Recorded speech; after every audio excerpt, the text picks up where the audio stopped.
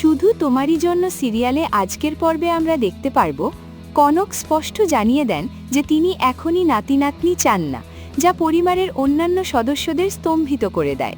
তিনি যুক্তি দেন যে রাহুল একজন টেনিস খেলোয়াড় হিসেবে বর্তমানে আন্তর্জাতিক কেরিয়ারের গুরুত্বপূর্ণ পর্যায়ে রয়েছে এবং এই মুহূর্তে সন্তানের দায়িত্ব তার উন্নতির পথে বাধা হতে পারে।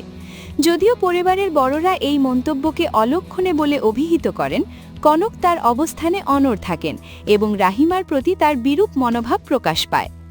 রাহুল ও রাহিমার মধ্যে বিদ্যমান দূরত্ব ঘুচিয়ে আনতে রাহুল বন্ধুত্বের প্রস্তাব দেয়।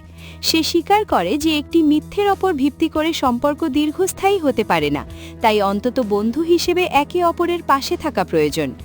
রাহি প্রথমে ইতস্তত করলেও রাহুল তাকে আশ্বস্ত করে যে সে সারা জীবন তার পাশে থাকবে।